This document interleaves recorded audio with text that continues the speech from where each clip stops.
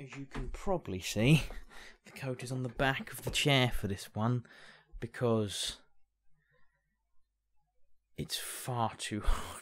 We all have our historical favourites, and if you followed me for any amount of time, you know I have a slight thing for Alexander the Great. However, I do have a few other historical figures that I rather like, and today we're going to be talking about one that I've been quite obsessed with for a long time. The woman who set the bar for all my future relationships.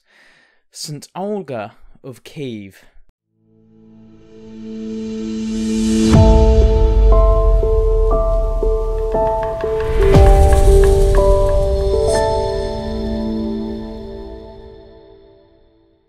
Raid Shadow Legends has threatened to get a restraining order out against me, so for now, you can support me by simply liking, subscribing, sharing, and tapping that bell icon to get notified whenever I upload. If you'd like to get access to these videos 48 hours early, you can support me for just £1 over on Patreon. Now, let's get on with the video. In 882 CE, a group called the Varangians, which is the Greek or Rus name for Scandinavians, would conquer the city of Kiev. This created the Kyivan Rus, although their origins are still debated to this day. It was against this backdrop that the future saint would be born somewhere between 890 CE and 925 CE. We aren't exactly sure on the dates. The child was called Olga and was most likely a Varangian.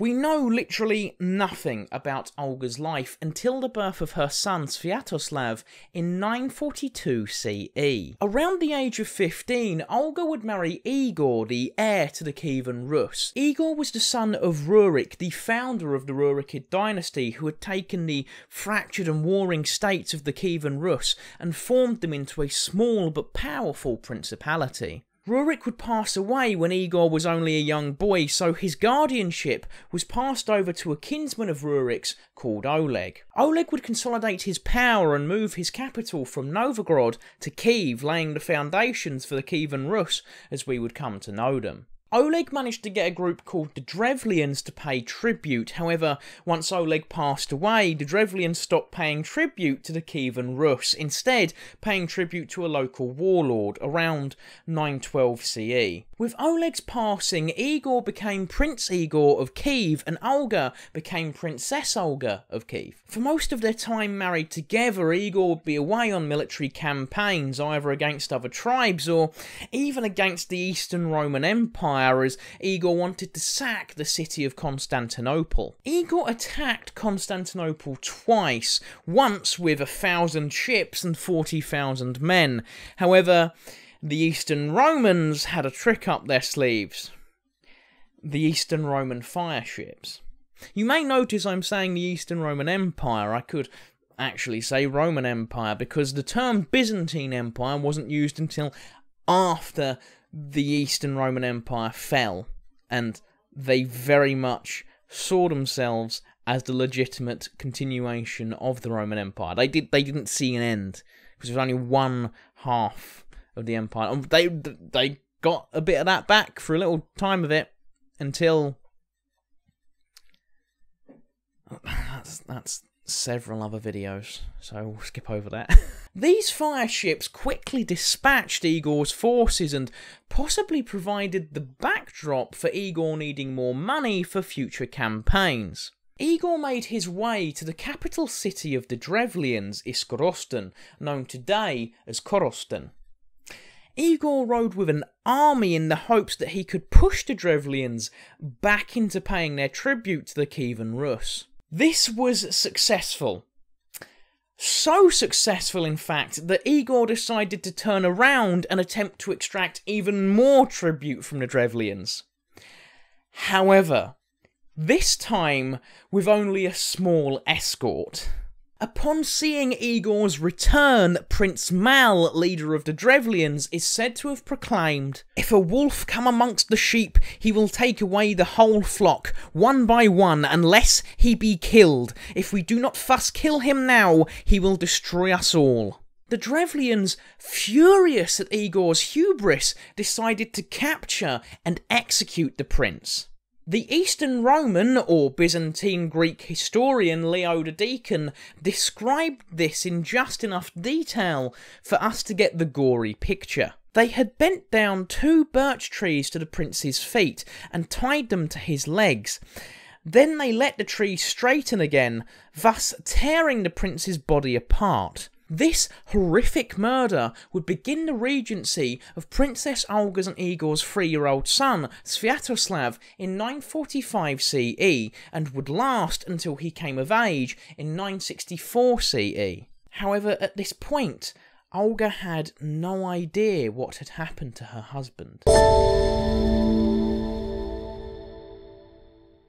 Prince Mal was quite chuffed with himself, having taken out the leader of the Kyivan Rus, and now saw an opportunity to place the Drevlians at the top of the food chain. According to the primary chronicle, probably authored by Nestor the Chronicler, the Drevlians sent a small delegation of 20 dignitaries down the Dnipro River to Olga's court. When they arrived, the Drevlians informed Olga of her husband's death, claiming that the straight-up murder was justly carried out as he was like a wolf, crafty and ravening. They then asked for her hand in marriage to Prince Mal, stating this was a chance to bring peace and to unite the 2 kingdoms. Olga apparently received this news rather calmly, which comes with an extra layer of surprise when you realise not only is she now processing and grieving the loss of her husband, but she also has to think of a way out of this proposal, as acceptance means surrendering the lands of the Kievan Rus to the Drevlians, and rejection most likely means war, something Olga was simply not ready for. Yet. So Olga gave the dignitaries her response. Your proposal is pleasing to me. Indeed, my husband cannot rise again from the dead, but I desire to honour you tomorrow in the presence of my people. Return now to your boat and remain there with an aspect of arrogance. I shall send for you on the morrow, and you shall say, we shall not ride on horses nor go on foot. Carry us in our boat, and you shall be carried in your boat. The next day the dignitaries were sent for, and they did as they were told. They were carried through the streets as if royals in palanquin. Unbeknownst to the Drevlian dignitaries, who thought they had lucked out, Olga wasn't accepting Mal's proposal. When the Drevlian dignitaries reached Olga's castle to receive their honour, they were thrown into a ditch Olga had dug the night before. They were then buried alive as Olga squatted down beside the trench and asked the poor men, "Is this honour to your liking?" To which they allegedly replied that it was worse than the death of Igor. It's at this exact moment that many history buffs find themselves feeling a certain way about Olga. Is this a barbaric act? Yes. Would I also ride into battle for Olga with the fervour that Sir Jorah Mormont had for Daenerys?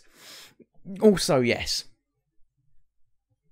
Maybe a bit more fervour than, you know, D&D had for making a good final season, but you know. In fact, almost certainly more fervour than D&D had for writing a good final season. Let's just character assassinate Jaime and Varys. That's brilliant. Sorry, tangent. Now, Olga didn't stop here, as she immediately sent word to the Drevlians, asking for them to send their most distinguished men to provide her with an escort as she travelled to meet and marry the Drevlians' prince. The Drevlians, unaware of what had transpired to their dignitaries, sent their best warriors and Drevlian leadership over to Olga to provide her with an escort. Eventually the Drevlian escort reached Kyiv, but of course Olga is a princess and the mother to the future prince of the Kievan Rus. She can't have a meeting with some smelly, well-travelled Drevlians. Kindly, however, Olga had the people of Kyiv run the Drevlian escort a bath in the bathhouse, which was where they were led by the people of Kyiv for a bath. Once inside the bathhouse, the men started getting into a situation of undress when the doors were locked behind them and the bathhouse was set alight. Guess Olga fancied some Drevlian stew for tea.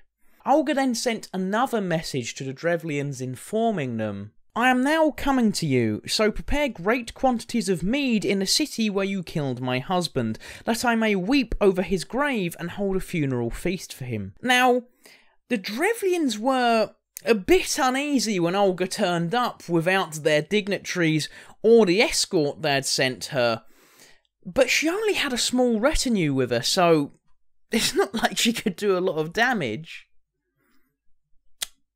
When Olga arrived, she wept over Igor's grave and afterwards began the funeral feast in the Slavic pagan tradition. The Drevlians then joined the funeral feast and got absolutely wankered on the alcohol that Olga had demanded be served. The alcohol that neither Olga nor her small retinue drank.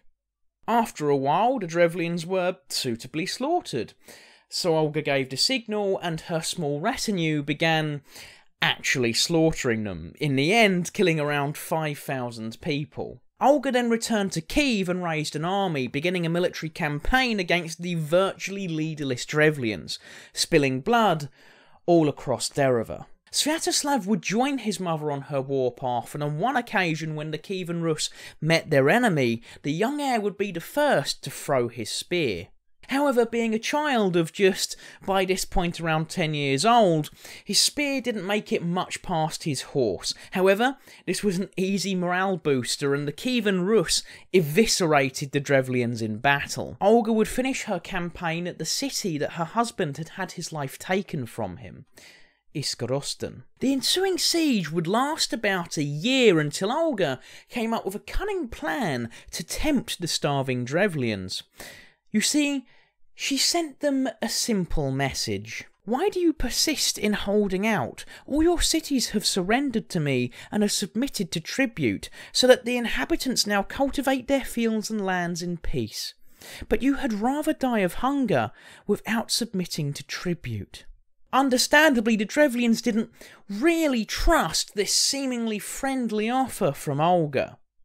However, Olga eased their concerns by assuring them that the feast night had been revenge enough for her. As the Drevlians settled down, they were relieved to see that Olga seemingly took pity on them by only asking for a small tribute of 3 sparrows and 3 pigeons from every household. The Drevlians hurried around the city gathering the birds for Olga, who happily accepted the Drevlians' tribute and agreed to lift the siege in the morning. Now, Olga did keep to her word and did lift the siege, and the primary chronicle tells us exactly how that went down. Now, Olga gave to each soldier in her army a pigeon or a sparrow and ordered them to attach by a thread to each pigeon and sparrow a piece of sulphur bound with small pieces of cloth.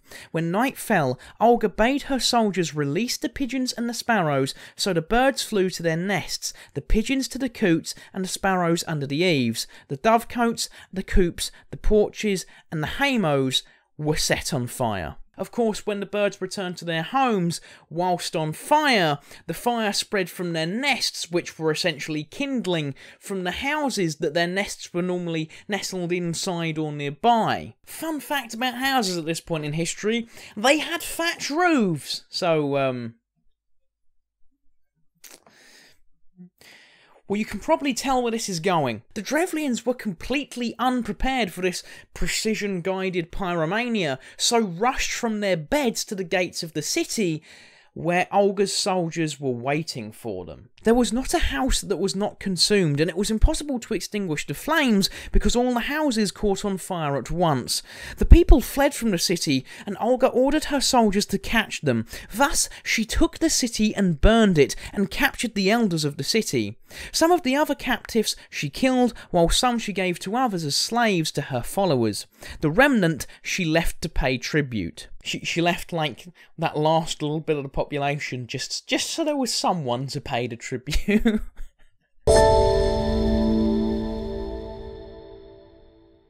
And I'm going to have to end the video here because I deep dived into Olga's life, and things certainly take it up a notch from here. Less violent, but Olga certainly upped the ante.